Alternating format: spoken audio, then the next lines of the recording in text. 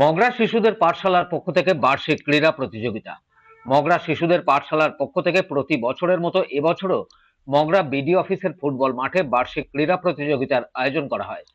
এদিন এই পাঠশালার ছাত্রছাত্রীরা এই ক্রীড়া প্রতিযোগিতায় অংশগ্রহণ করে।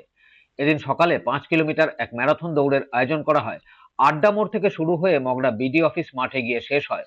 পরে সারা দিন ধরে এই মাঠে অনুষ্ঠিত হয় বালক বালিকাদের দৌড়, মোরগ লড়াই ও যেমন খুশি তেমন সাজো সহ মোট 18টি ইভেন্টে 74 জন অংশগ্রহণ করে।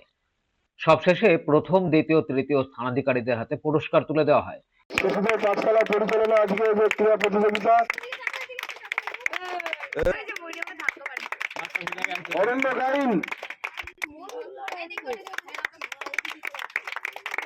মেয়েদের 400 মিটার দৌড়ে প্রথম স্থান। এ বিষয়ে শিশুদের পাঠশালার পক্ষ থেকে মোহাম্মদ আজিজ কি বলছেন শুনবো। আজকে সারাদিন আমাদের যে শিশুদের পাঠশালা একটি মানবিক প্রয়াসের পক্ষ থেকে আজকে বাৎসরিক একটা ক্রীড়া প্রতিযোগিতার আয়োজন করা হয়েছিল। সেখানে একটা ম্যারাথন রাখা হয়েছিল সর্বসাধারণের জন্য।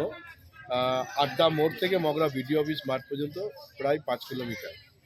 সেটা বিভিন্ন জায়গা থেকে, বিভিন্ন অঞ্চল, জেলা, বিভিন্ন বাইরের জেলা থেকেও অনেকে এসেছিলেন। প্রায় 217 জন মতন ক্যান্ডিডেট আমাদের এই ম্যারাথনে অংশগ্রহণ করেছেন।